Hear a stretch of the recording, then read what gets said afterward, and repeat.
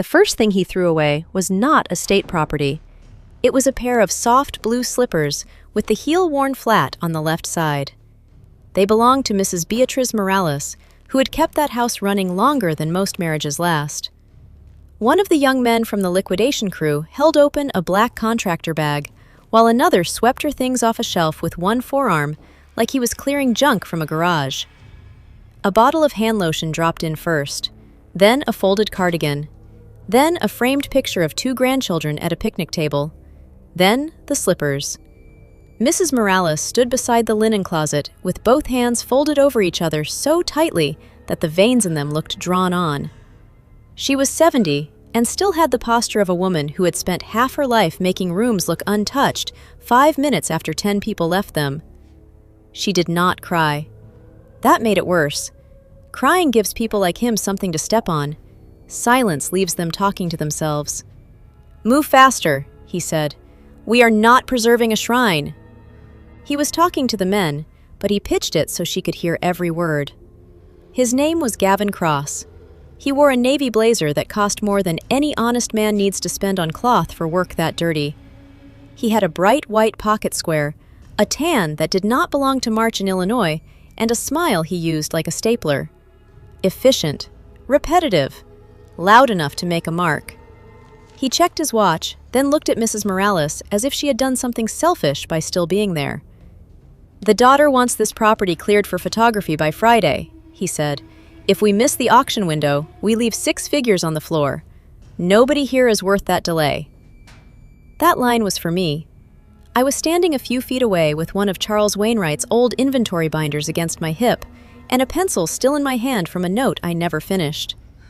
Gavin had learned my function in the house the same way men like him learn the location of exits. Fast, without respect, and only because he might need to use it. I was the provenance researcher on the Wainwright collection. I had spent 11 years tracking purchase records, restoration histories, customs paperwork, donor correspondence, insurance schedules, family photographs, old dealer notes, and every other scrap of paper that could tell you whether a piece of furniture was merely beautiful or legally dangerous.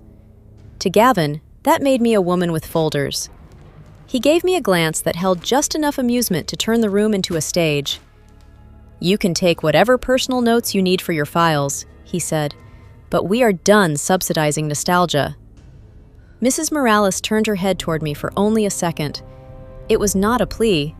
She knew better than to plead in front of a man who enjoyed the audience. It was a look I had seen from her when a dish cracked, or a flower arrangement leaned too far, or the old boiler made a new sound. Not panic. Inventory. What is broken? Who saw it? What can still be saved? That was the first minute of it. Not the death. Not the auction. Not the agents in the gallery months later with red evidence tape crossing polished mahogany like a wound somebody finally named. The first minute was a black bag, a pair of slippers, and a man bragging about his timeline while he humiliated a woman who had put in 4 decades of service under that roof. There are moments when a room tells you the whole story before anyone understands they are already in it. I looked past Gavin through the open doorway of the secondary library and saw a Louis XV bureau plat sitting under a dust sheet half folded back by one of the handlers. The gilt bronze mounts caught the hall light. So did the dark amber shimmer in the inlay on the drawer fronts. Most people saw expensive French furniture. I saw tortoiseshell. I saw ivory stringing. I saw interstate transport instructions already clipped to a board in the front hall. I saw a commercial auction schedule. I saw a federal filing that had not been made. Mrs. Morales said very quietly, "My things are in the upstairs room." Gavin did not even look at her. "Not for long." I remember thinking, with a kind of cold clarity I have only felt a few times in my life, that he was moving too fast to know what he had his hands on. People imagine that revenge starts hot. It usually does not. Most real damage starts in somebody's confidence. Gavin Cross did not think he was taking a risk. He thought he was clearing friction. In his mind, I was friction. Mrs. Morales was friction. Earl in the garage was friction. Denise in the kitchen was friction. Charles Wainwright's notes were friction. the house itself was friction. He had been hired to convert a dead man's life into liquid value, and he treated anything that slowed that conversion as waste. I closed the inventory binder and said, "Those pieces in the library can't move yet." That got his full attention for the first time all morning. "Can't?" he said. "They require review before commercial shipment." He smiled. "Everything requires review when a consultant wants more billable hours." I could have answered that the collection was not mine to bill anymore. Charles was dead. His daughter had hired Gavin. My contract had rolled forward on a temporary estate basis because nobody else in that house knew which records mattered. But explanations are oxygen to men like him. They turn them into theater. So I said, "I'm telling you as plainly as I can. A few of those centerpiece pieces have material restrictions. They need federal exemption paperwork before they cross state lines for sale." He looked back into the library as though I had claimed the furniture was haunted. "Antique exemptions exist for a reason," he said. "If there's paperwork, the auction house will handle it." "There is no exemption until someone files it." He shrugged. "Then they'll file it." I had already seen enough to know they would not. Not on his schedule, not with his kind of catalog language, not with his preferred method, which was to push everything to the edge of a legal cliff and call it momentum. Mrs. Morales bent slowly to pick up the fallen picture frame before one of the crew stepped on it. That was when I understood something else. Gavin was not only stripping the estate, he was performing his authority in front of the weakest people in the room to establish the terms for everyone else. He fired old workers first because it made younger, stronger, better-paid people choose compliance before they were asked. That kind of man always thinks he is the only one in the house who understands systems. He was wrong about that. Charles Wainwright had spent most of his adult life collecting objects that made impatient men dangerous.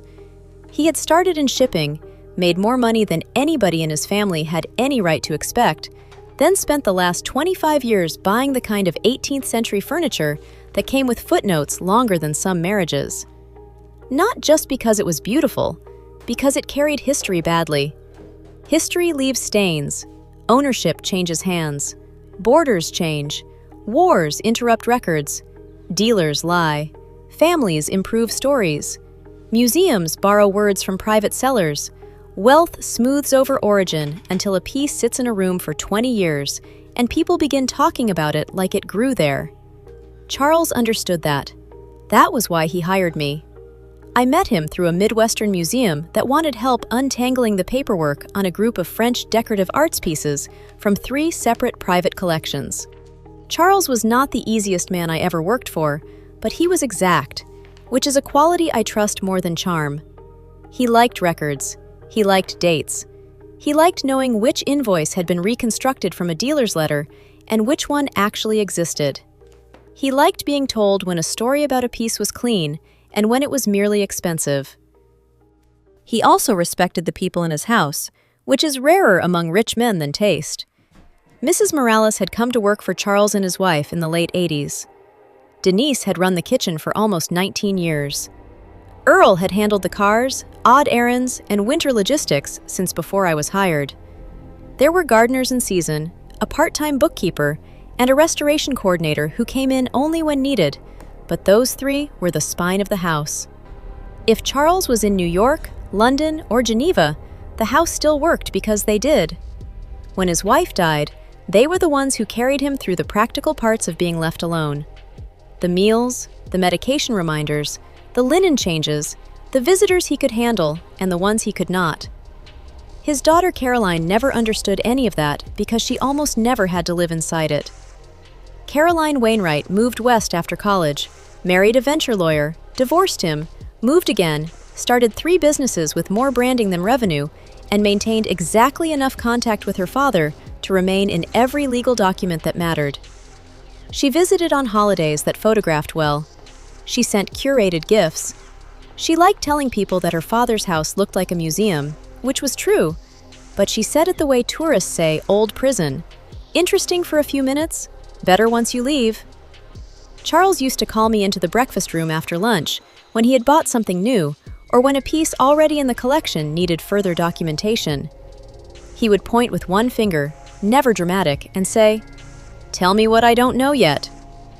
Sometimes that meant a dealer attribution, sometimes a restoration problem, sometimes a customs irregularity from 50 years earlier. He hated surprises that arrived late. What he did not hate was patience. That matters. Good provenance work is not loud. It is not even especially glamorous. Most days, it is close-looking. It is comparing one dealer stamp to another under a loupe.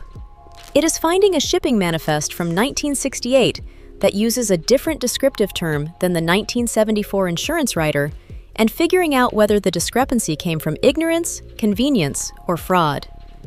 It is understanding that one line in one old appraisal saying, "decorative shell inlay," may be the difference between ornamental language and a protected material that changes the legal posture of the object. A rushed person thinks paper exists to support a sale. A careful person knows a sale lives or dies by what paper can survive after the room empties. Charles knew he owned several pieces that needed careful handling if they were ever to leave the house commercially. He had no interest in dumping them into the market during his lifetime. He loaned 2 pieces once to an academic exhibition under conditions so specific that the registrar complained for 3 weeks. He enjoyed that. He enjoyed being more disciplined than institutions that thought money made discipline optional. By the time he died, I had active research binders on 32 major objects and secondary files on another 58. The most sensitive cluster involved a run of 18th century French furniture Charles had acquired through European dealers over the course of 15 years. 2 commodes, a pair of corner cabinets, the bureau plat in the library, and a bonheur du jour in the upstairs morning room. All old, all high value, all containing some combination of ivory elements, tortoiseshell veneer, or both. There are legal pathways for certain antiques containing protected materials, but antique does not mean free. It means the opposite usually. It means you need the right evidence, the right timing, and the right filing chain, because the law is not interested in your decorator's opinion that something is very old and therefore probably fine. Charles had understood that if those pieces ever moved for a commercial reason, the exemption work had to be exact. Caroline understood only that a furniture consultant in Palm Beach once told her the library desk alone might bring 7 figures with the right buyers in the room. That was the world Gavin Cross walked into after the funeral. He did not inherit the emotional complexity of the house because men like him never do. They inherit an assignment. They turn a life into categories: real estate, decorative arts, jewelry, library, vehicles, staff, waste, time risk, litigation risk, carrying cost, commission opportunity. He met me on the back terrace 2 days after the funeral, with melting snow in the garden and a stainless steel travel mug in his hand, as if he had driven straight from a corporate offsite where people misuse the word ruthless as praise. "Caroline says you know the furniture files," he said. "I know the collection." "That's good. I'm not here to reinvent the wheel. I'm here to prevent sentimental drift." I remember that phrase because only a certain kind of man says something ugly and then admires the shape of it in the air. He had one of those compact, athletic builds that sell well in expensive suits. Everything about him looked practiced. His beard line, his smile, the way he stood with his weight already angled toward his next call. He told me he specialized in legacy asset acceleration, which is the kind of title men invent when ordinary language would expose them. I asked what timeline he had in mind. He said, "As fast as the market will bear." Not as fast as the law would bear. Not as fast as the records would support. As fast as the market would bear. That told me almost everything I needed to know. The first week after a collector dies is always unstable. People grieve badly. Old resentments wake up. Advisors circle. Relatives become temporary experts in categories they ignored for decades. A careful estate administration can still happen inside that mess if one thing remains intact: the difference between possession and knowledge. Gavin did not recognize that difference. He saw objects in rooms and assumed control over the room gave him control over the object. He thought ownership and velocity were enough. That house had never rewarded men for moving fast. He should have learned that sooner. By the following Monday, he had turned the front hall into a checkpoint. Clipboards, blue painter's tape, temporary lot tags, vendor coffee. 2 extra men in quilted vests carrying plastic wrap past portraits that had hung there longer than any of them had been alive. He talked in compressed commands that made everything sound both urgent and beneath him. He started with staff because staff could speak. That is what people miss when they talk about efficiency. Efficiency hates witnesses before it hates delay. He called Denise into the pantry and came out 4 minutes later with her kitchen keys. He told Earl the estate no longer required a full-time driver because liquidation logistics are outsourced. He told Mrs. Morales the household would be transitioning to a vacant property maintenance posture, which is one of those phrases so bloodless it can pass through a human life without technically touching it. What he did not tell them, not at first, was that Caroline had informally promised each of them a severance package after the funeral. Nothing generous by the standards of the house, but enough to keep them upright while they found their next arrangements. Gavin found that obligation inconvenient. He moved it from presumed to disputed in a single afternoon. I learned that because Denise came to me in the service corridor with her mouth set in a line I had seen only once before, when her brother died and she still had 12 people to feed that evening. "He says there's no written severance commitment," she said. "He says if we stay calm and cooperate, maybe he can recommend a discretionary transition payment later." That was Gavin's style. Remove the promise, replace it with a favor. Make adults beg for what was already owed so he can watch the posture change. I asked if Caroline had told them anything directly. Denise gave one short laugh. "Caroline flew back to Scottsdale this morning." Of course she had. Caroline liked outcomes more than processes.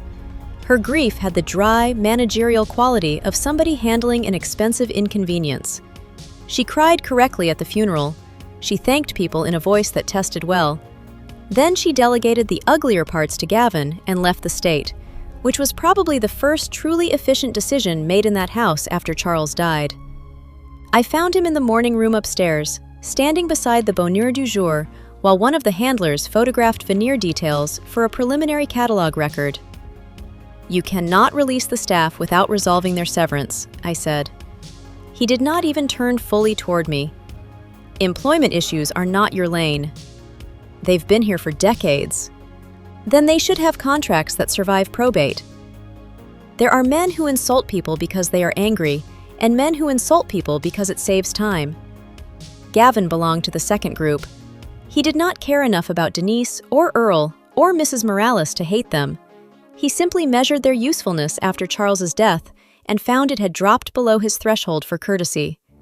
I said, "You're trying to clear a household before the daughter has to look at the people who kept it running." He finally looked at me then, and I could see the calculation begin. Not whether I was correct, whether correctness had any market value in the room. "Let me make something very easy for you," he said. "I am not here to manage feelings. I am here to maximize return. Caroline understands that. The market understands that. The auction house understands that.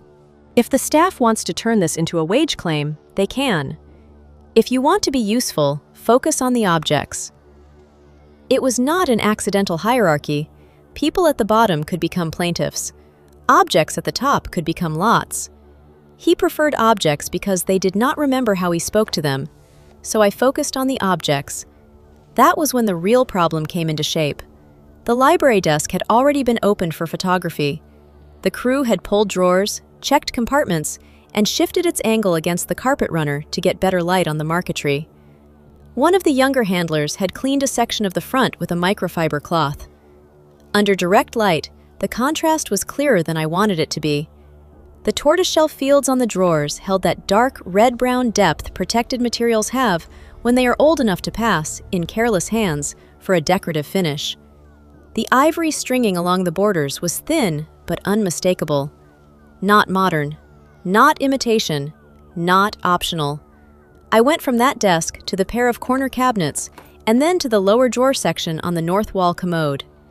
Same issue, different degree, enough to matter, more than enough once they were grouped for sale. Charles and I had discussed that cluster 3 years earlier after a collector in Connecticut lost a shipment over an antique ivory issue that his advisors had treated like a paperwork nuisance. We had begun building a clean exemption file set then, piece by piece, because Charles believed in preparation, even for transactions he never intended to make. But Charles was alive at the time. The records were his. The authority to finalize commercial movement filings attached to an estate structure that no longer existed in the same form after his death. That meant timing mattered, access mattered, signatures mattered, descriptions mattered, intent mattered, and above all, sequence mattered. If the necessary material review happened, if the pieces were properly described, if the right exemptions were applied for in the correct channels before a commercial interstate move, the estate might still have been able to handle them lawfully, though not quickly. Gavin hated everything in that sentence except the word move. I spent that afternoon pulling every relevant binder from the basement archive room and carrying them to the smaller library because the main table in my office was already being used by a silver appraiser who had decided the death of a collector was a good time to flirt with the temporary receptionist Gavin had brought in. The house was filling with men who mistook access for intimacy. I have noticed that around wealth. It gives ordinary opportunists a temporary shine. The binders I needed were thick and dull and irreplaceable. Customs notes from Europe, restoration photos showing disassembled veneer work, dealer letters that referred to écaille in one year and decorative shell in another, insurance riders that use the kind of half-accurate terminology underwriters like because it keeps values high and scrutiny low. Charles's own margin notes in a narrow hand that looked calm even when he was annoyed. My cross-reference sheets. A draft materials memo I had prepared but not finalized the previous fall. Gavin walked in while I had the bureau plat file open under a lamp. He glanced at the spread of paper and said, "This is exactly what I mean." "What do you mean?" He tapped 2 fingers on the open restoration photo. "You're turning furniture into litigation." "No, I'm telling you which pieces already are." He gave me a patient smile. It was new, more dangerous than the open contempt. Open contempt means a man thinks he has already won. Patience means he is deciding whether to cut you out. "Naomi," he said, using my first name for the first time. "There is an old house culture around estates like this. Everyone believes their area of expertise is the moral center of the property. The cook thinks meals held the family together. The housekeeper thinks the rooms do. The archivist thinks the paper does. I'm sure all of that feels true from the inside. But from where the estate sits now, those are cost centers." I said nothing. He continued. "The daughter wants finality. The auction house wants a date. Buyers want confidence. I am going to give them all 3. If there are housekeeping details, send them to council. Federal wildlife restrictions are not housekeeping details." He stared at me for half a second too long. Then he reached past the edge of the binder and closed it. He did not slam it. Men like Gavin do not slam things when they are certain of their status. They apply pressure in cleaner ways. "We are done delaying photography on the centerpiece group," he said. "If you have a concise written note on any material concerns, submit it by end of day. Beyond that, do not obstruct movement." It would have been comforting if he sounded reckless. He did not. He sounded organized. That is how bad decisions survive long enough to become expensive. I gave him the concise written note. I wrote it the way I write anything that may later be read by someone hostile, stupid, or both. No drama, no adjectives, itemized object references, preliminary material identifications, statement that certain pieces required immediate review for protected wildlife material implications before interstate commercial transport, statement that exemption pathways, if available, were filing dependent and not automatic, statement that descriptive language in any catalog or shipping record needed to reflect actual materials, not decorative shorthand, statement that movement prior to compliance review could expose the estate and any commercial intermediary to seizure risk.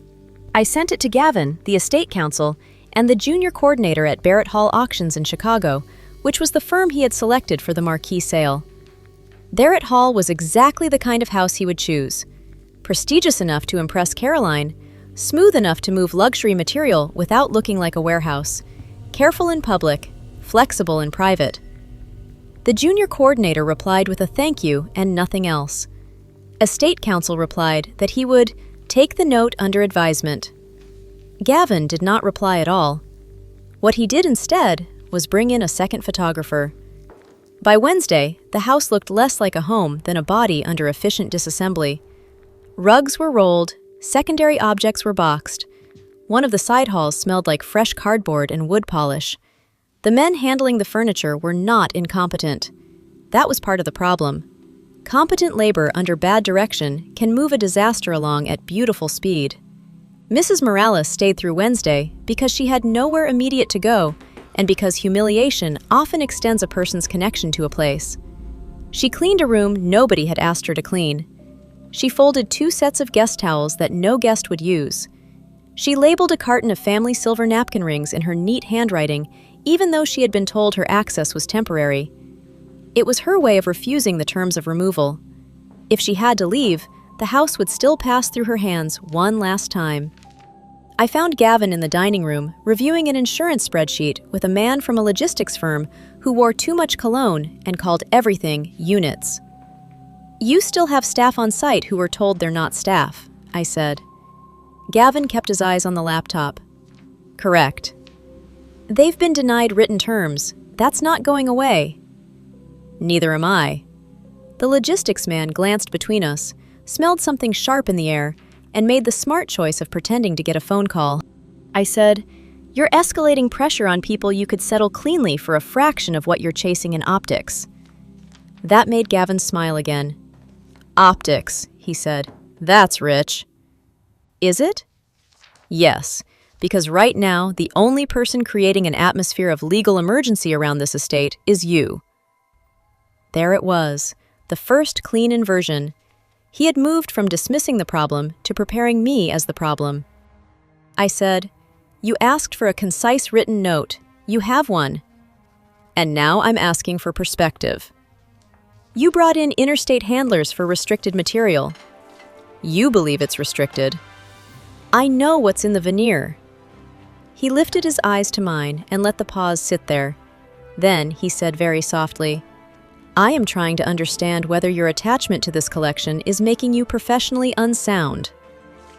People think threats arrive with volume. Real ones usually arrive like that. Low voice, clean room, another man nearby who can later say the conversation never seemed heated. I understood immediately what he was doing. He was building the pretext for my removal. Not because he had disproved anything I said, because speed-based systems treat knowledge as instability once knowledge refuses to be decorative. I left the room before I said something stupid. That afternoon, I called the estate counsel directly. He answered on the 4th ring with the tired caution of a man already regretting his client list. I asked whether he had reviewed my note. He said, "I saw it." And the daughter's representative believes any sensitive objects can be dealt with through the auction house's compliance channels. That is not a sentence with legal content. A small silence. Then he said, "Naomi, I am not disagreeing with your concerns. I'm telling you the decision makers want velocity. I'm not asking what they want. I know." He was not brave, but he was not stupid. Men like him say, "I know," when they have recognized a future problem and chosen not to stand in front of it. "Then put your position in writing," I said. He exhaled through his nose. "I'll note that further review was suggested." Suggested. That is how expensive nouns become cheap verbs. I spent Wednesday night in the archive room scanning copies of the most sensitive material sets onto an encrypted external drive I kept in my own bag. Not because I intended to take estate property, because years earlier, Charles had instructed me to keep duplicate research backups off-site for disaster recovery. Fire, flood, theft, widowhood. Men like Gavin were not on the list then, but they fit under theft well enough for my taste. I scanned restoration photographs, customs references, annotated appraisals, object maps, and the draft materials matrix for the French group. I also copied Charles's handwritten memo from 2 years earlier where he had written, in his neat, narrow script, "Commercial movement not to be attempted absent full wildlife material review and exemption clearance." He had underlined not once. He did not underline twice. He did not need to.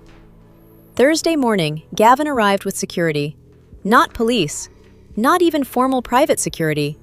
Just 2 men in suits from a local firm, there to make boundary statements look official.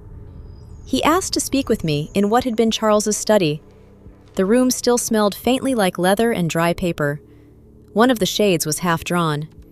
It irritated me that he chose that room on purpose. Men like him enjoy occupying authority they did not earn. He said, "We're restructuring access." I said, "Meaning?" "Meaning all non-essential consultants are being paused pending formal review." "On whose instruction?"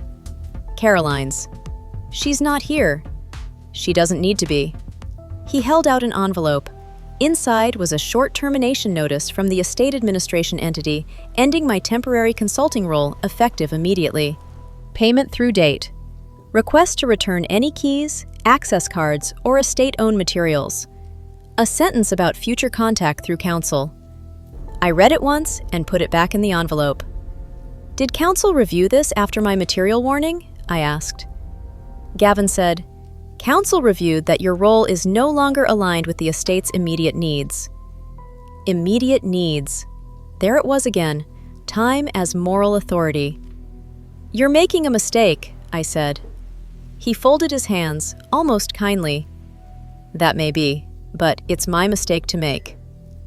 It was the cleanest thing he said to me in the entire process, because it was accidentally true. One of the security men shifted by the bookcase, not aggressive, just present. Gavin mistook my stillness for defeat. I could see it in the way his shoulders loosened.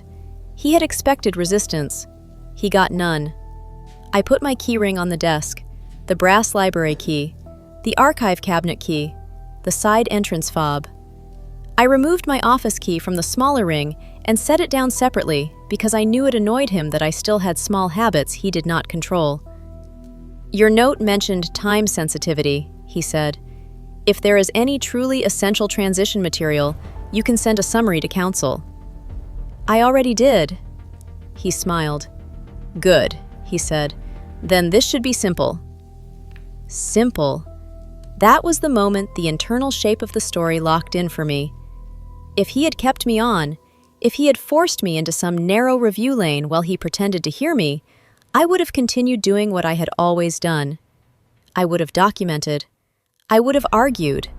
I would have pushed for proper filings. I would have tried to keep the objects in the estate inside the law, whether I liked the new management or not. That was my professional reflex. By firing me before the filings were made, while preserving the movement schedule, he changed my position from responsible specialist to external witness. More importantly, he cut himself off from the only person in that process who had already assembled the evidentiary path he needed if he wanted lawful speed, or at least lawful patience.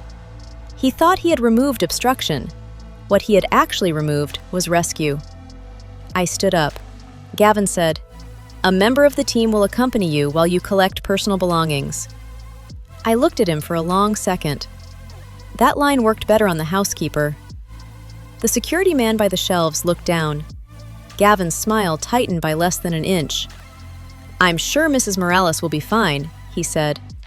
That sentence told me more about him than anything else. Not the cruelty, the scale. People like him do not merely insult. They sort human damage by market size. A 70-year-old housekeeper displaced without severance was, to him, not a wrong. Just a cost too small to matter in a room where a desk might bring 7 figures.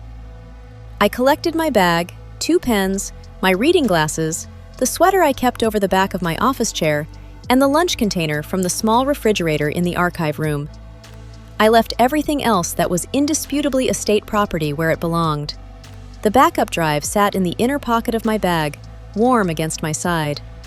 At the side entrance, Mrs. Morales was waiting for a car from her niece. She saw my face and understood at once. "They let you go too," she said. "Yes." She nodded once. No surprise. Just confirmation that the house had finished swallowing one more person. Then she said, "He thinks all old things are the same." It was one of the smartest things anybody said in that house. I asked if she had somewhere to stay that night. "My niece has a room." "And Denise?" "Her sister." "Earl?" She gave a small shrug. "He'll manage." That meant he would not right away. I wanted to tell her I was sorry, but sorry is a thin word when a woman has just been turned into an inconvenience by the house she kept alive for 40 years. So I said what I could say honestly. "He is moving too fast." Mrs. Morales looked back toward the service corridor, toward the rear stairs she had used for most of her adult life, and said, "Then let him." A lot of people later assumed I made my decision alone. I did not. I recognized it alone. That is different. I worked out of my apartment after that, which sounds cleaner than it felt. My place is on the second floor of a brick building north of the river, with old radiators and windows that rattle when trucks take the corner too hard. I had spent years moving between institutional archives, private collections, conservation labs, and houses where wealth sat so long in the walls people mistook it for architecture. There is always a small shock in coming back to your own kitchen after a rich family's crisis spits you out. Your coffee maker looks blunt. Your table looks honest. Nothing in the room is pretending to be more permanent than it is. I set the backup drive beside my laptop and made tea I did not want. Then I built the timeline. That is what I do when something turns ugly. Not to comfort myself, to remove imagination from the problem. Thursday, consultant terminated. Friday, staff effectively cleared. Monday, secondary photography scheduled. Wednesday, logistics pickup window noted on the hallway board. Barrett Hall preliminary teaser live by the end of the month if Gavin held his pace. I had seen enough of that machinery over the years to know how these firms staged value. Soft whispers first. Private outreach to top buyers. Selected property from a major Midwestern estate. Suggestion before declaration. Money likes to feel summoned personally. I called Denise that evening. She answered on the second ring from her sister's kitchen, where I could hear a television and a child asking for juice somewhere behind her. "Did he pay anything?" I asked. "No." "Did he put the denial in writing?" "He emailed some nonsense about transitional review." "Save it." She laughed without humor. "Already did." I asked about Earl. She said he was sleeping in his truck for a few nights because pride and age make terrible roommates. Mrs. Morales was with her niece, trying not to be a burden, which is the phrase decent old people use when other people have failed them. Denise herself sounded angrier than broken, which I was grateful for. Anger preserves shape. Shame collapses it. "He told me I should be grateful he was offering references," she said. "That sounds like him." "You know what the worst part was?" I waited. "He talked to me like the kitchen had happened by itself, like all those holidays, all those business dinners, all those stupid little lemon tarts for his donors, like they floated out of the wall." That was one of the core injuries in the story, and it mattered that it came from her, not me. Gavin did not merely remove people. He stripped causation from their work. He treated every functioning system in that house as if it had operated automatically until he arrived to monetize the result. Before we hung up, I told her to keep every email, every message, every denial, every promise that had turned vague after Charles died. "Are you building something?" she asked. "Yes," I said. "For us or for the furniture?" That was a fair question. "For the truth," I said, and I hated how thin it sounded even while I meant it. The next morning, I opened the Wainwright material files and started reducing them to the language a federal reviewer would actually care about if the moment came. Not academic description, not auction romance, not the language of old money pretending age is innocence. Object ID, material basis, documentary support, prior handling notes, Risk points, commercial movement concerns, interstate relevance, known gaps, known facts. What could be proved? What could be inferred? What should not be claimed? There is a moral vanity in some archival work. People start believing that because they touch history carefully, they themselves become clean. I have never trusted that feeling. Paper is just a record of how often human beings found elegant ways to excuse appetite. My work never made me feel pure. It made me feel precise. Precision was all I had left with Gavin now. 3 days after I was fired, Barrett Hall sent out a digital teaser. I was on the mailing list because Charles used to forward me auction announcements to mock bad cataloging. Barrett Hall had excellent design and a weak spine, which is a profitable combination in soft markets.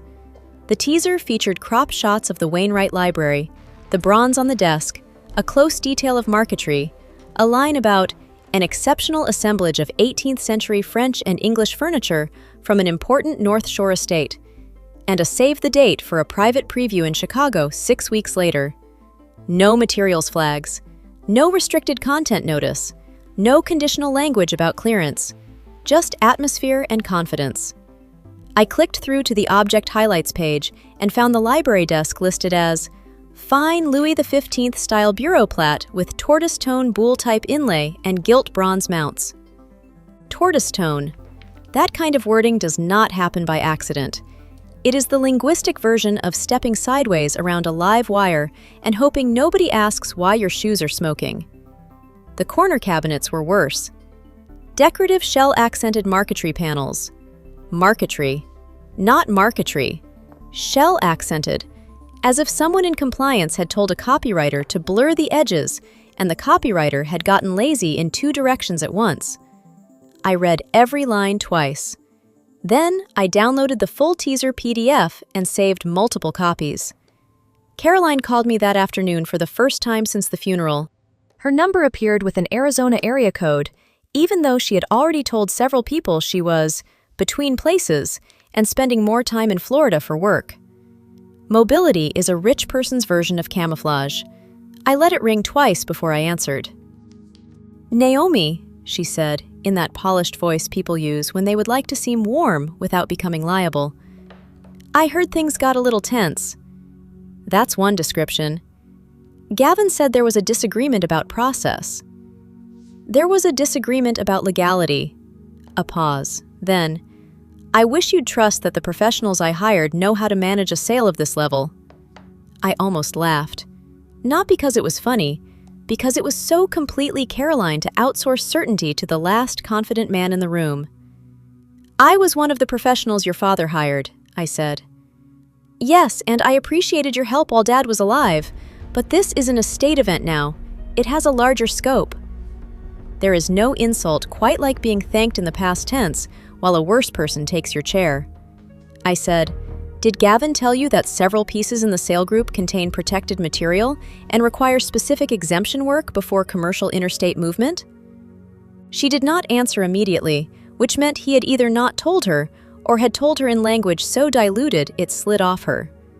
Finally, she said, "He told me there were some technical notes, yes."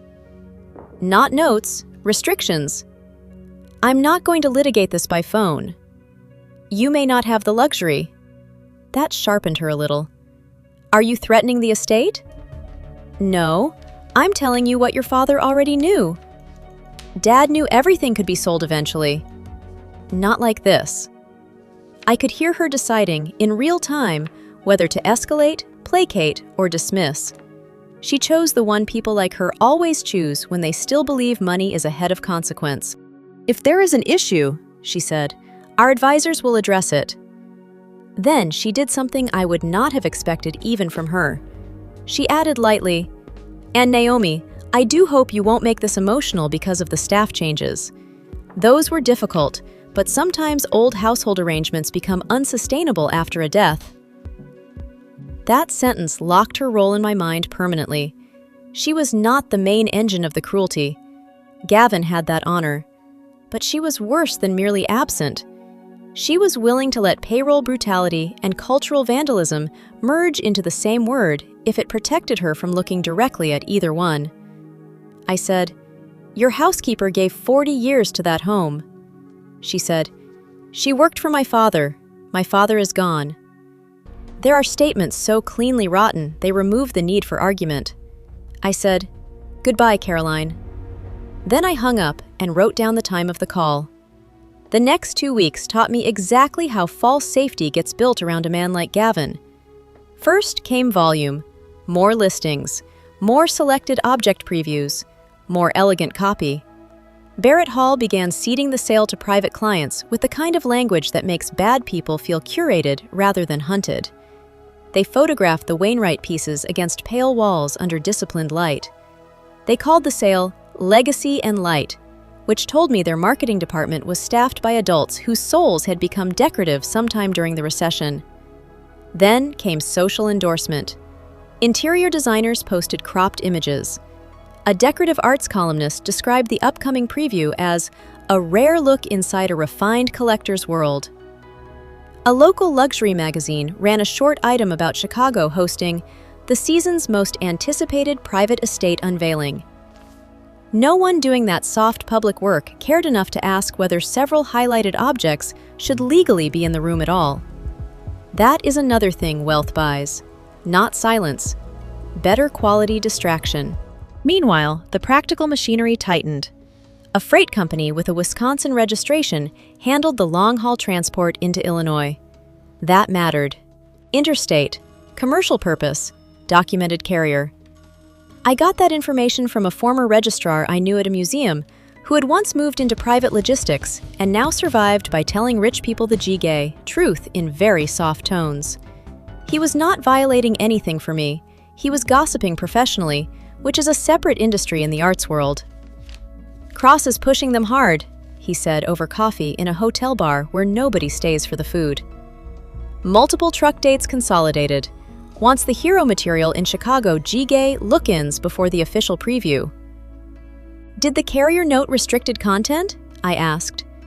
He stirred his drink once and looked at me. "If they did, it didn't survive into the shorthand anybody is using." That was bad. Bad does not always mean catastrophic. Sometimes it means exactly what it G-gay like. The adults in a chain decided to compress language until risk became easier to carry. I asked whether Barrett Hall had internal compliance people worth fearing. G-gay gave me a thin smile. "They have people worth CCing." G-gay was another answer I wrote down. G-gay, cowardice. Not one villain twirling a mustache in a corner. 10 polished adults, each deciding not to be the OG gay G-gay. That is why I did not call Barrett Hall again and try to save them from themselves. I had already warned once. I had put the issue in writing. I had been removed. If I called now, Gavin would do what men like him always do. He would produce a soothing lawyer, rewrite descriptions, submit a late filing attempt, blame a consultant transition, and salvage just enough of the sale. G-gay, he might even pay the staff something small to reduce noise. He would lose some speed, maybe some margin, but not his standing. That was not consequence. That was weather. So I kept building the record instead. I obtained screenshots of the teaser language before it changed. I saved social posts promoting the pieces. I documented the interstate freight involvement. I organized my files so any outside investigator could move from object identity to material basis to commercial movement context without needing to trust my opinion for more than a few seconds at a time. This is what people who call someone like me vindictive never understand. Vindictive people improvise. I was reducing noise. Every fact I kept had to survive a room colder than mine. Around then, I met with Roland Pike, the conservator who had worked on 2 of the Wainwright pieces years earlier. Roland was the kind of restorer who dressed like a public radio pledge drive and had hands steadier than any surgeon I have met. He had disassembled enough old furniture in his life to know what decorative language hides when money enters the room. We met in his workshop west of the city, with dismantled chair frames on one bench and an 18th century clock movement open under a task lamp. I showed him the teaser descriptions on my phone. He adjusted his glasses and said, "Tortoise tone?" That's what they wrote. Either somebody is trying to be cute, or somebody is trying to be safe without becoming accurate. Can they be both? He looked at me over the frames. Frequently. I asked him, for my own comfort more than information, whether he still stood by the earlier material observations on the desk and cabinets.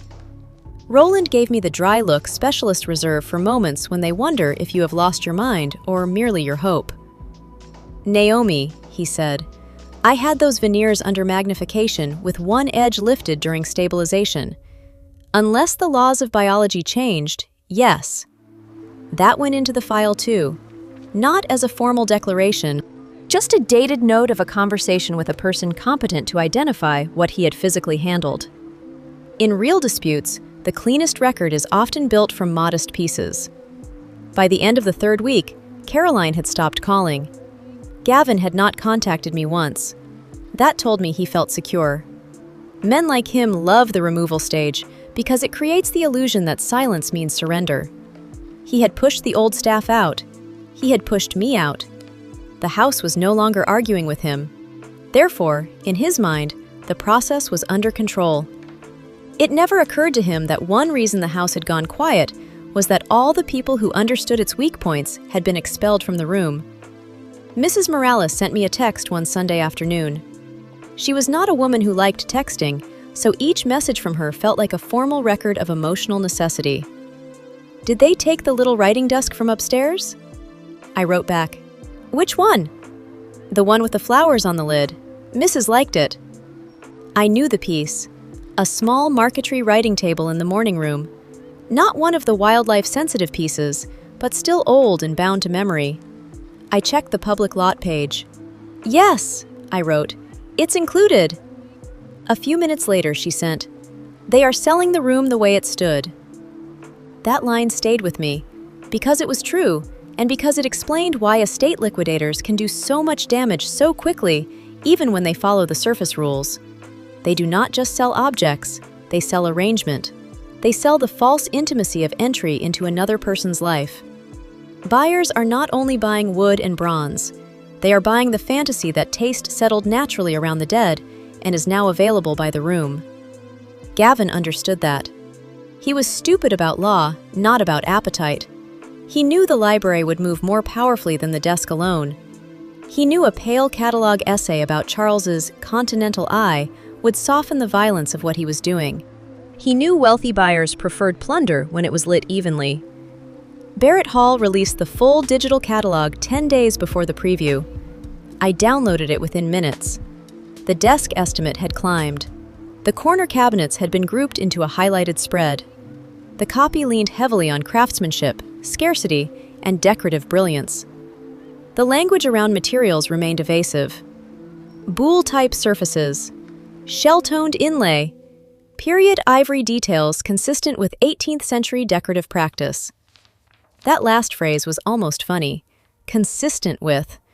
As if the law only cared whether a copywriter believed something sounded plausibly old. What mattered even more was the procedural posture around the catalog. The lots were now publicly offered. The Interstate movement had already happened. The preview date was fixed. Commercial intent no longer needed inference. It was printed in elegant serif type. That was when I made the only external move in the whole story that people later tried to reduce to the word call. I did not make a call. I prepared a submission packet. There is a difference. A call is emotion. A packet is architecture. I wrote a cover memo the same way I had written my internal note, except this time, the audience was not a man selling urgency or a lawyer renting caution. The audience was a federal office that did not care about Charles's social circle, Caroline's impatience, Barrett Hall's lighting, or Gavin's commission structure. I identified myself, my role with the Wainwright collection, the date my consulting access was terminated, and the basis for my documentary knowledge.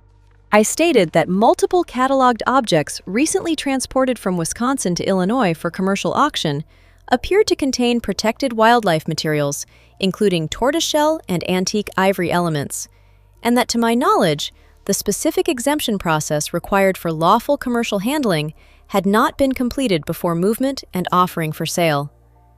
I attached selected documentary support, material references, older restoration notes, screenshots of catalog descriptions, transport timeline evidence, and my prior written warning to the estate and auction house. No adjectives, no request for vengeance, no editorial line about what kind of man Gavin was. I sent it to the regional enforcement contact I knew through prior institutional compliance work and to the general intake channel specified for wildlife trade concerns, because good records assume one path will fail. Then I waited. Not passively. Waiting is a word people use when they mean doing nothing. I kept organizing follow-up material. I kept saving public changes to the catalog language. I kept track of the sale promotion cycle. But externally, yes, I waited.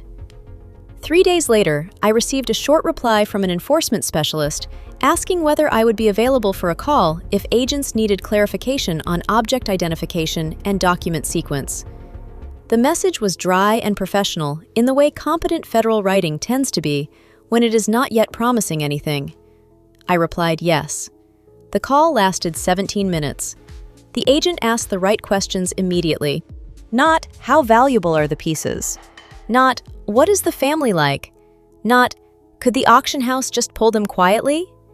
He asked when I first notified the estate whether movement occurred after that notice, whether my material observations were first-hand or derivative, whether Charles had ever sought exemption treatment during his lifetime, whether the objects were cataloged for commercial sale rather than donation or exhibition, and whether I had any reason to believe the catalog descriptions had been intentionally softened. I can prove the first 4, I said. The last one is a pattern inference based on wording changes. Then don't overstate it, he said. I won't. That was the moment I trusted him, not because he sounded friendly, because he cut away anything I could not establish and left the stronger case intact. Institutions sometimes protect themselves well enough to accidentally behave like adults. After the call, nobody contacted me for 8 days. That stretch was the hardest part, not because I doubted the facts, but because false safety had now widened to include me. Once you finally move from internal knowledge to external process, you have to accept that the system may still choose indifference. I knew that. I had seen it in museums, customs disputes, insurance fights, private export reviews. The correct file is not the same as the winning file. The world is full of bad things that remain profitable because the competent people were outnumbered by the comfortable ones. During those 8 days, Gavin's confidence got louder. I knew because he started appearing in the social halo around the sale. Not by name at first. A profile shot from behind in a gallery install. A quote in a decorative newsletter about bringing order to a major estate transition. A mention from some private banker's wife who thanked Barrett Hall for saving such a refined collection from family limbo. Then, finally, his own face in a local business feature about niche luxury advisors helping heirs unlock trapped value. His quote in that piece made me put my coffee down and stare at the screen for a full minute. He said, "The key in situations like this is to remove sentimental drag before it distorts the market." There was the whole man in one sentence. Not sentimental attachment, sentimental drag. He did not merely despise memory. He treated memory as a friction coefficient. I printed the article and added it to the file, not because it had legal value, but because I wanted a complete record of the kind of certainty that surrounds a man right before he learns the room is no longer priced in his currency. Mrs. Morales called me the week of the preview. Her niece had helped her apply for a housekeeping position with an older couple in Evanston. Fewer rooms, lower pay. Live out, which would mean a longer bus ride and less dignity in winter, but still work. I told them I can manage antiques, she said. You can manage anything. That isn't true. It is close enough. She was quiet for a second. Then she asked, will he sell it all? I knew what she meant by it. Not just the furniture. The house as a place where years had been lived by people with names. He may not, I said. She did not ask why. That was one of the reasons I loved her. She understood that if I had more to say, I would say it. Earl, meanwhile, had managed to get temporary work driving for a funeral home. That detail would have sounded too neat if I had invented it. Life does not care about irony enough to avoid using it twice. Denise was talking to an employment lawyer through a cousin. I gave her the dates and emails I had told her to save. Not because I thought wage claims would fix what had been done. They would not. But because people like Gavin count on injured workers being too tired to become paperwork. The night before the preview, Barrett Hall hosted a private dinner for selected buyers at a restaurant on the river. I was not there, obviously, but one of the guest photos landed online within the hour. Crystal, white tablecloths, smiles that had learned to keep their teeth small around old money. Gavin at one end of the frame in a dark suit, hand lightly on the back of a chair like the room belonged to him. False safety has a body language. Open chest, relaxed jaw, the little lean forward that says the future has already agreed to arrive. At 9:30 the next morning, my phone rang from a federal number. The same enforcement specialist from before asked, "Are you available this evening if agents on site need immediate object clarification?" I said yes. He said, "Remain reachable." That was all. I set my phone down and stood very still in my kitchen. Not triumphant, not relieved, just still. Because once a process leaves paper and enters a room, chance comes back into the story. Somebody can pull lots. Somebody can stall entry. Somebody can claim documents exist elsewhere. Somebody can create confusion about identification. Real consequence is never guaranteed simply because the facts deserve it. But I knew one thing then that I had not known a week earlier. The room Gavin had built for himself was no longer sealed. I did not go to Barrett Hall that night. A younger version of me might have. Not to gloat, just to see the room convert. But private revenge fantasies belong to amateurs. I have spent too much time around old objects to believe proximity improves truth. Rooms lie differently when you are inside them. Instead, I stayed home with my phone on the table, the Wainwright object matrix open on my laptop, and a legal pad beside me in case anyone needed rapid cross-reference on the highlighted pieces. Still, I could see the gallery in my head because Barrett Hall had used the same white cube floor for years. High ceilings, controlled pools of light, pale walls doing their best to make money look clinical. The kind of place where a half-inch shift in plinth height can add $20,000 to how confidently a buyer says yes. The preview was scheduled as invitation only, champagne from 6, selected remarks at 7:15, early private holds before the formal sale date. This was not a loud public event. It was the kind rich people prefer when they plan to compete while pretending they are merely discerning. At 6:23, one of the agents called. He did not waste time with niceties. "Need immediate clarification on the library desk, 1 pair corner cabinets, and a marquetry commode on north wall in featured group," he said. "You available?" "Yes." He asked me to confirm identifying details fast. Drawer configuration on the desk, veneer pattern on the central field, distinguishing mount shapes on the cabinets, approximate wording from the old restoration notes, whether the commode shared the same documented material concern or only likely overlap. I answered everything cleanly, no speeches, no guesses beyond what I marked as such. In the background, I could hear gallery noise thinning out. That was the first sound that told me the atmosphere had changed. Not yelling, just a room learning it no longer belonged to itself. The agent asked one final question. "Your earlier internal warning, sent before transport?" "Yes." "You have the original transmission copies?" "Yes." "Stand by." Then the line went dead.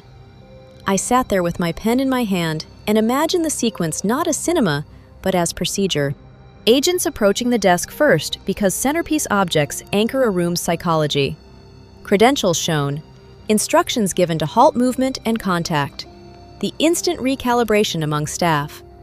A specialist or supervisor visually confirming the pieces against documentary support. Someone from Barrett Hall realizing, probably too late, that compliant language and expensive lighting were not the same thing. At 6:41, my phone buzzed with a text from an unknown number. "Need screenshot of catalog page for lot 12 and your March 6th warning email with header."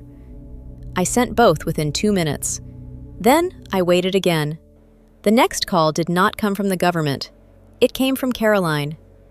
I almost did not answer. Then I did, because some moments deserve witnesses from the right altitude. She was not composed. "What did you do?" she said.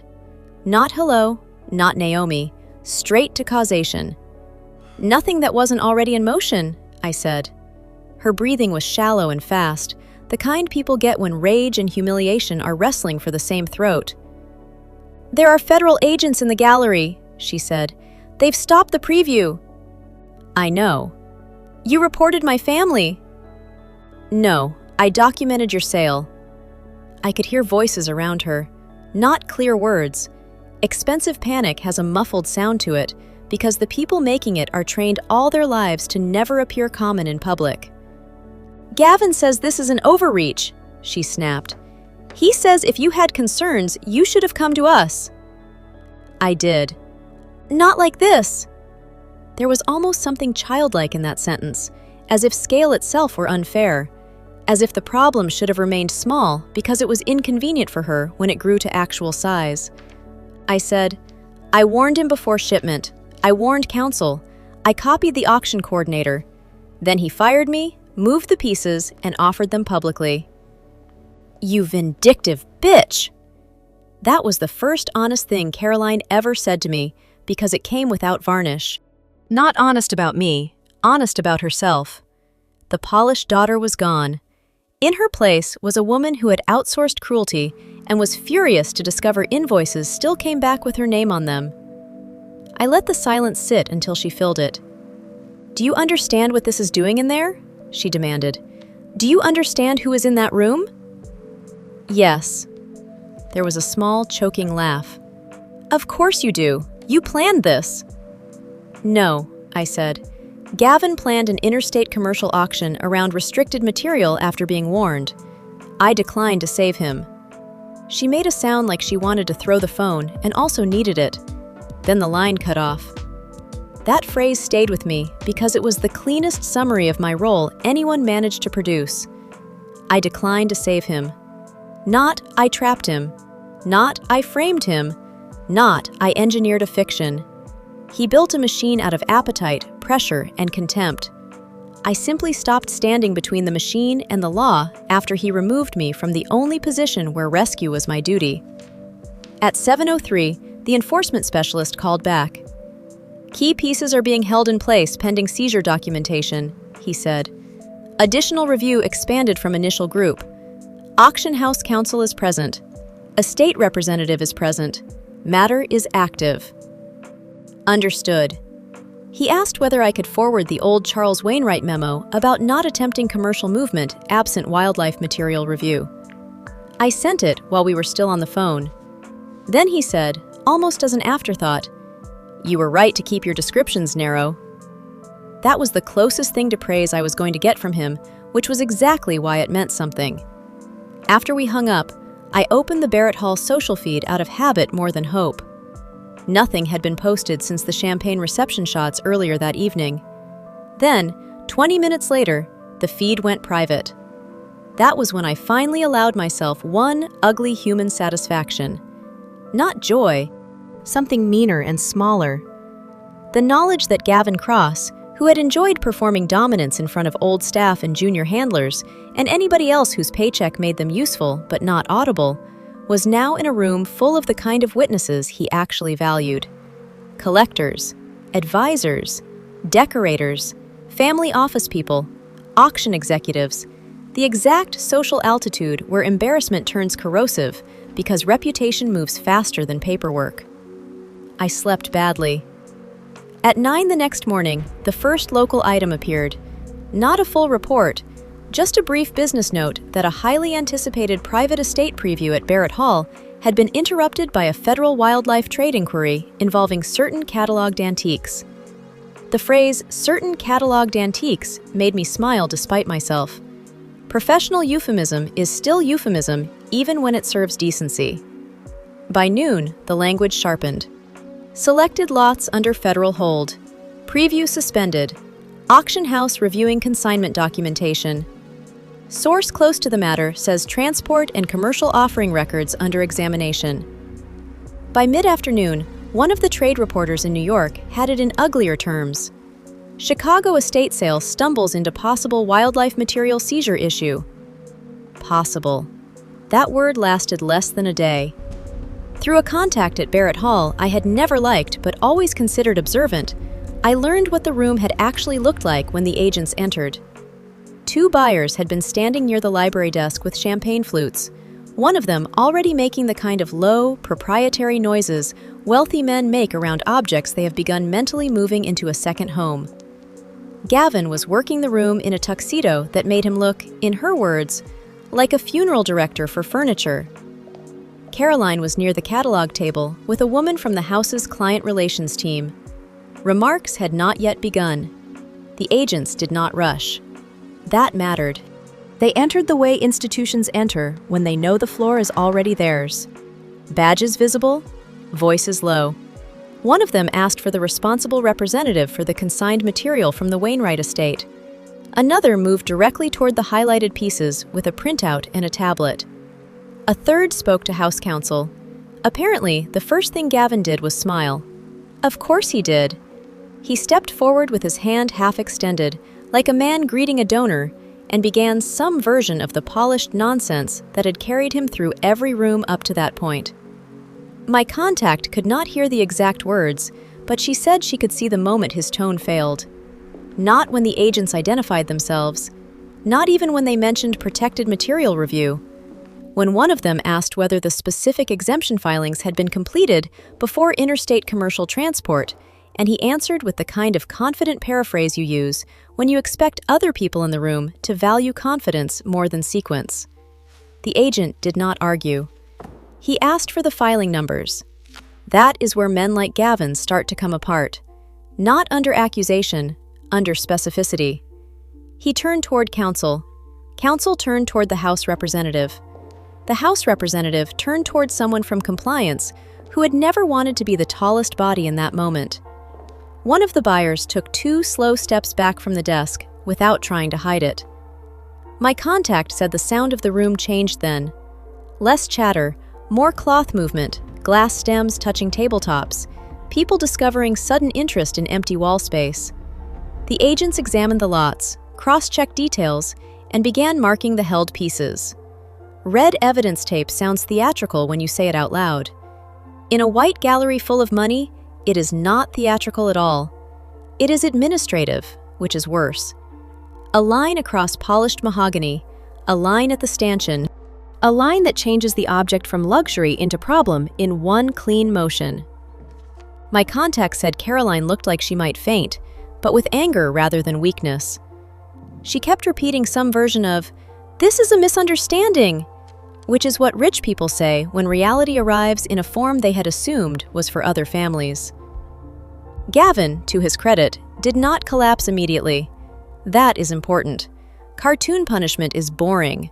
Real punishment takes longer because pride keeps trying to operate after status has been revoked. He argued.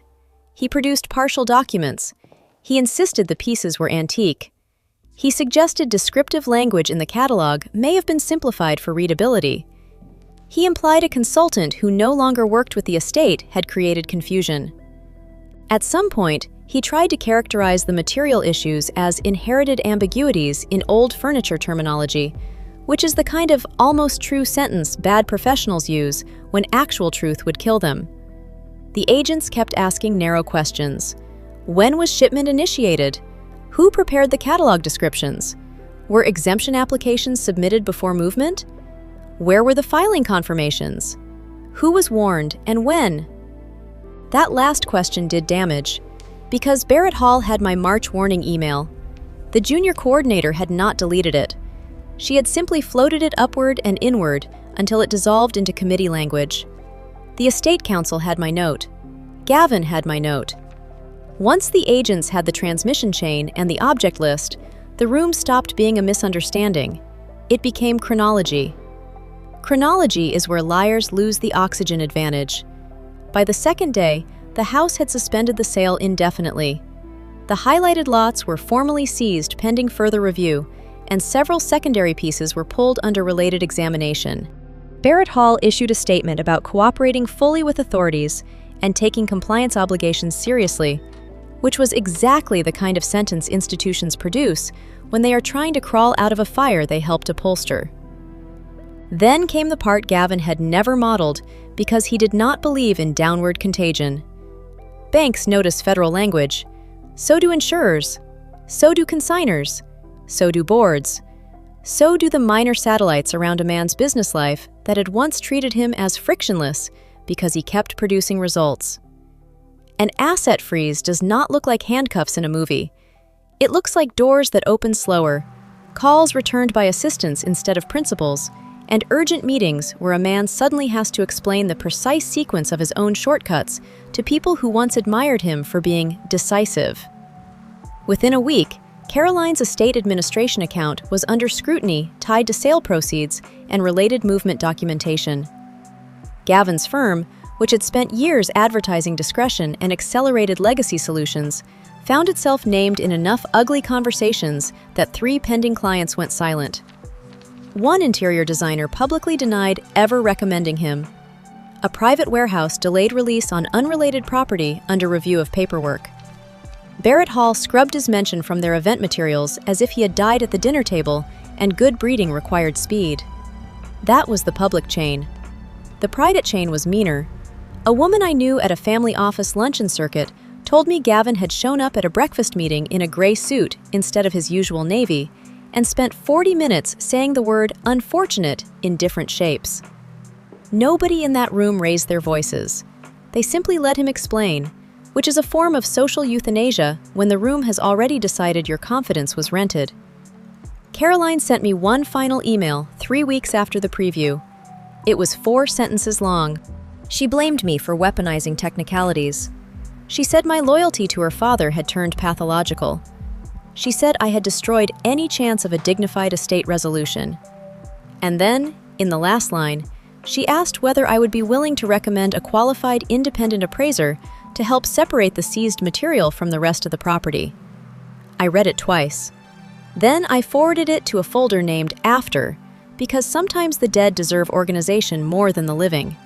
I did not answer.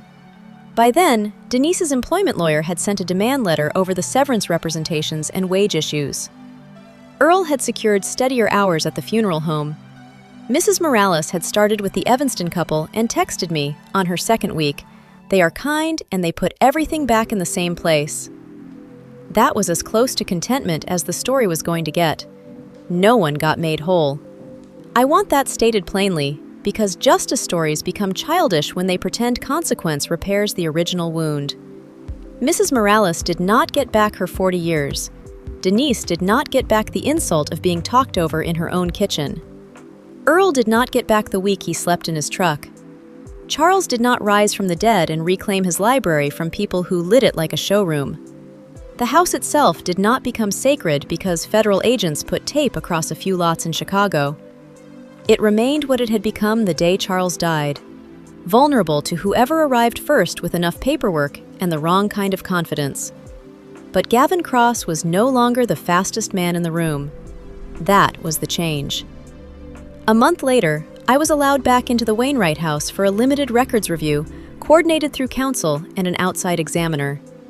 Not because anyone suddenly respected my judgment, because systems eventually come back to the person they pushed out when the substitutes have run out of decorative language.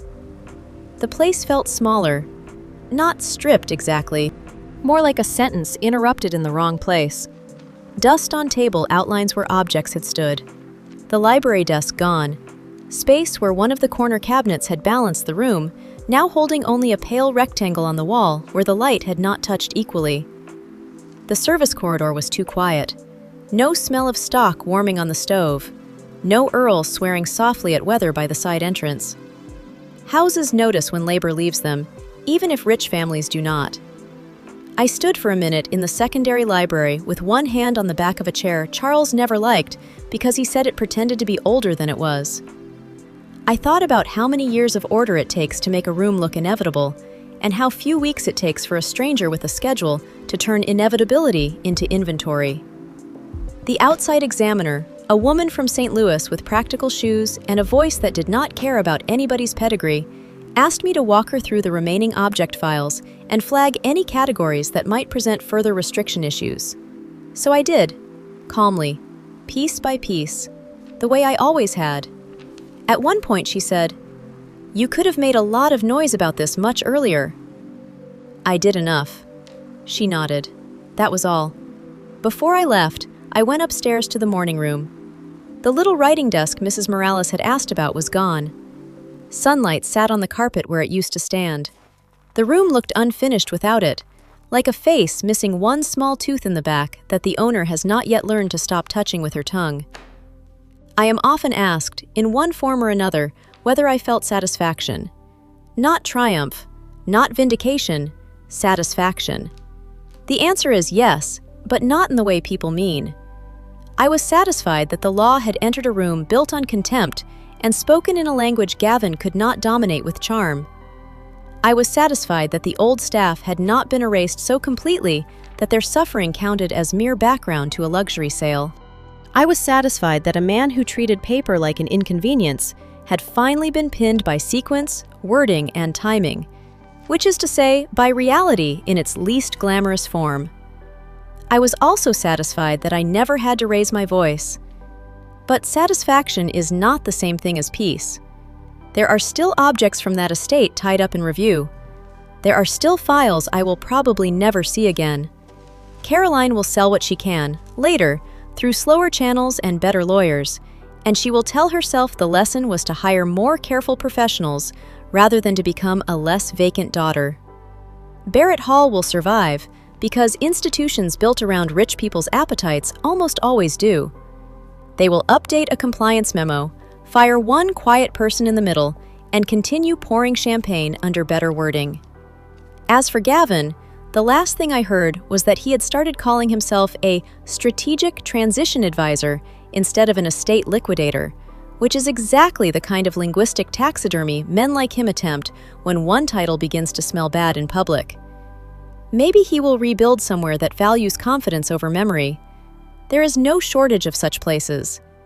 I keep one object from the whole affair on my desk now, not from the estate, not anything valuable, just a photocopy of Charles Wainwright's note.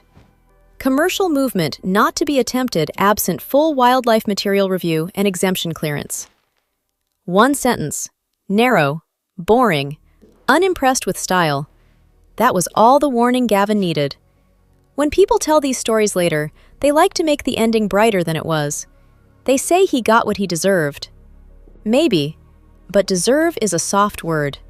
The harder truth is that he got exactly what he built for himself once the room stopped taking his side. I think about Mrs. Morales sometimes, mostly on winter mornings, about the slippers in the black contractor bag, about the way she stood with her hands folded, not giving him the tears he wanted, about what she said at the side entrance after they threw us both out. He thinks all old things are the same. That was his mistake. Old things are not the same. Old wood is not old paper.